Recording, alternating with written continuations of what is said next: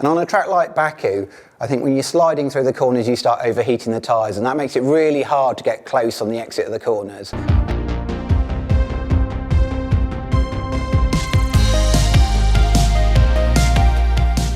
Did we have any upgrades in Baku?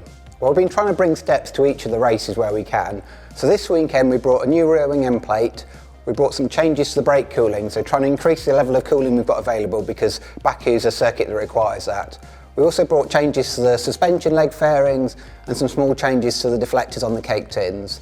So all just sort of the normal development you've got for this time of the season. Did this weekend's new race format affect our ability to set up the car properly? And what do we think to the new format overall?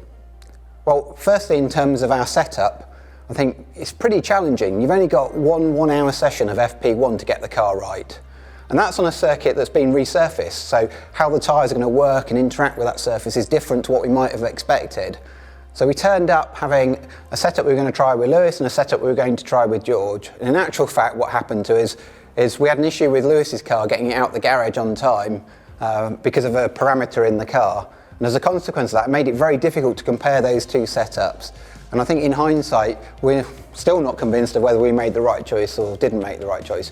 But it's the same for everybody. Everybody's got that same format to deal with. Everybody's got that same challenge of 1 hour to deal with.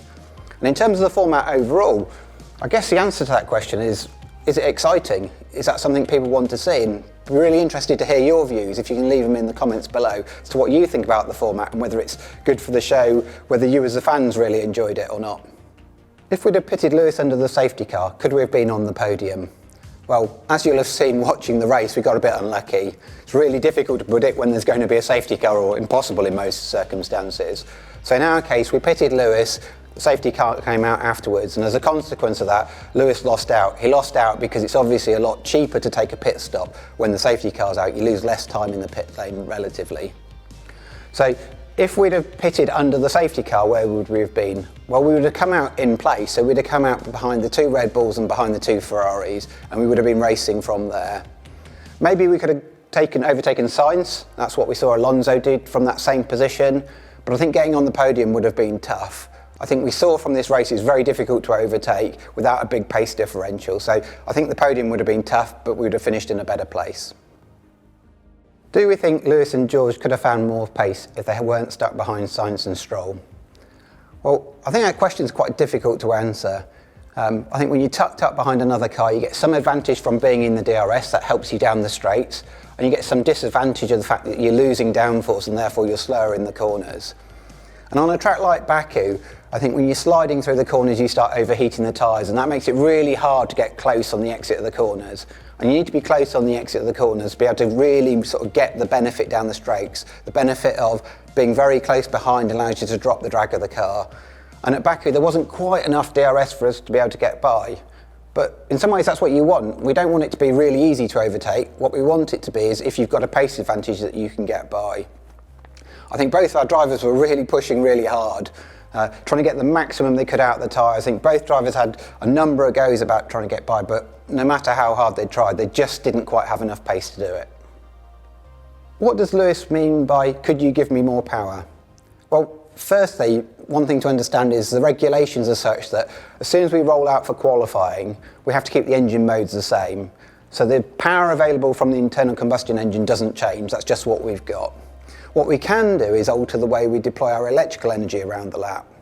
And so on a normal lap, the sort of deployment of the MGU case, that's the bit that provides electrical power to the wheels, is sort of scheduled to make the optimum use of that around the lap. But we're able to change that. The drivers are able to change that into different settings or into various buttons that they can press to sort of more optimally deploy that in the best way they can to defend or to attack. And so what Lewis was asking for is, had we got any more advice we could give him in how he could better deploy that energy and maximise his chances of overtaking? Do we think Miami will suit our car, and can we challenge Ferrari and Aston Martin? Well, I think that's always a really difficult question to answer, because I think when you look at our cars, they're actually fairly close in terms of performance. In Melbourne we looked probably a little bit quicker than Aston Martin and Ferrari. In Baku we looked a little bit slower.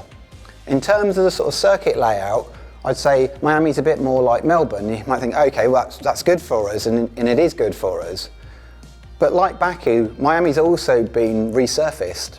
So until we get there, until we run on the track, it's going to be hard to know exactly what we're going to find. It's going to be hard to know how we're going to optimise the setup and what level of performance we're going to have relative to our competition. So in some ways we'll just have to wait and see.